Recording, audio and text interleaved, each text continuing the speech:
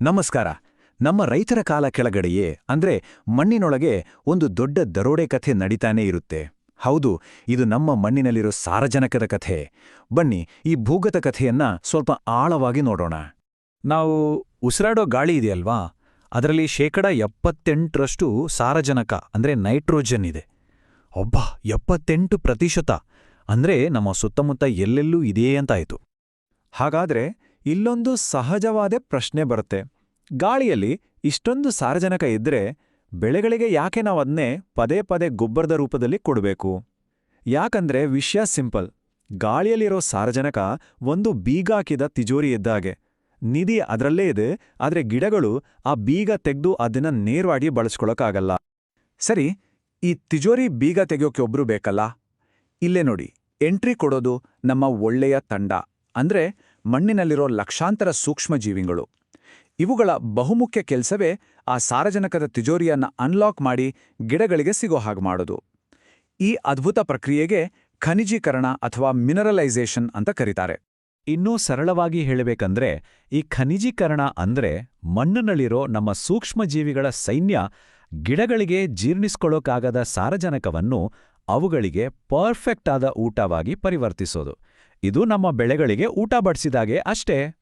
ಈ ನಿಧಿಯನ್ನ ಅನ್ಲಾಕ್ ಮಾಡೋದು ಒಂದೇ ಸ್ಟೆಪ್ನಲ್ಲಾಗಲ್ಲ.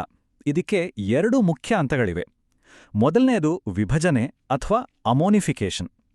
ಇದರಲ್ಲಿ ಸೂಕ್ಷ್ಮಜೀವಿಗಳು ಸಾವಯವ ವಸ್ತುಗಳನ್ನ ತಿಂದು ಅಮೋನಿಯಂ ಅನ್ನೋ ವಸ್ತುವನ್ನ ಹೊರಹಾಕ್ತವೆ.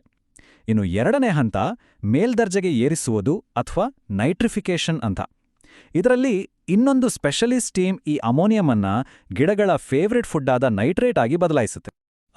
2ನೇ ಹಂತದ ಕೆಲಸ ಇದೆಯಲ್ವಾ, ಅದನ್ನ ಮಾಡಕ್ಕೆ ಕೆಲವು ಸ್ಪೆಷಲಿಸ್ಟ್ ವರ್ಕರ್ಗಳೇ ಇದ್ದಾರೆ. ಅವರೇ ನೈಟ್ರೋಸಮೋನಾಸ್, ನೈಟ್ರೋಬ್ಯಾಕ್ಟರ್ ಥರದ ಬ್ಯಾಕ್ಟೀರಿಯಾಗಳು. ಇವು ಅಮೋನಿಯಮನ್ನು ಗಿಡಗಳು ತುಂಬ ಸುಲಭವಾಗಿ ಹೀರ್ಕೊಳ್ಳುವ ನೈಟ್ರೇಟ್ ಆಗಿ ಪರಿವರ್ತಿಸೋದ್ರಲ್ಲಿ ಎಕ್ಸ್ಪರ್ಟ್ಸ್.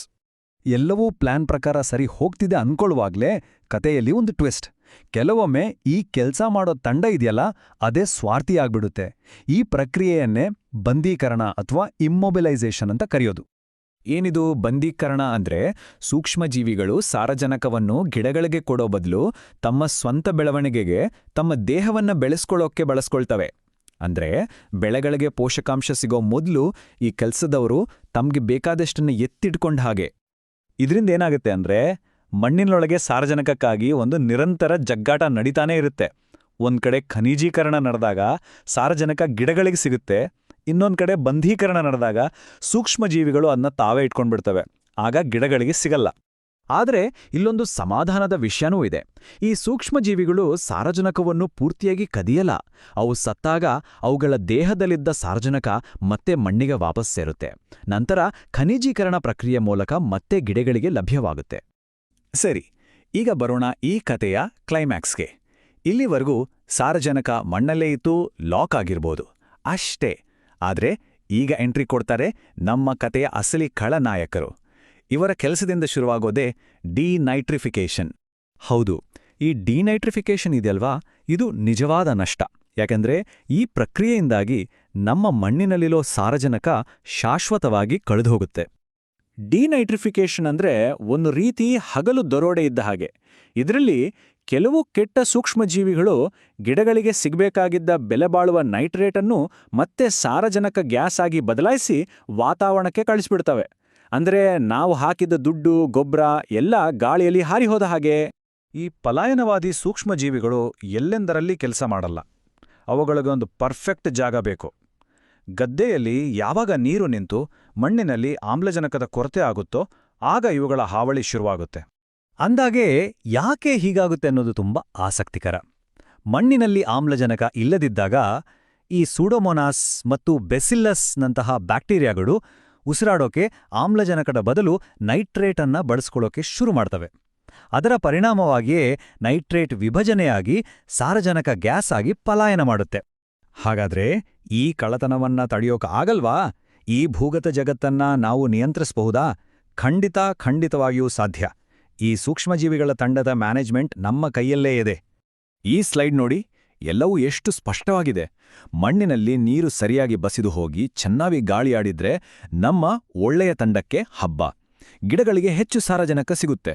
ಅದೇ ನೀರು ನಿಂತು ಆಮ್ಲಜನಕ ಇಲ್ಲದಿದ್ರೆ ಪಲಾಯನವಾದಿಗಳು ಗೆಲ್ತಾರೆ. ಆಗ ಆಗೋದು ಸಾರಜನಕದ ನಷ್ಟ, ನಮ್ಮ ಹಣದ ನಷ್ಟ.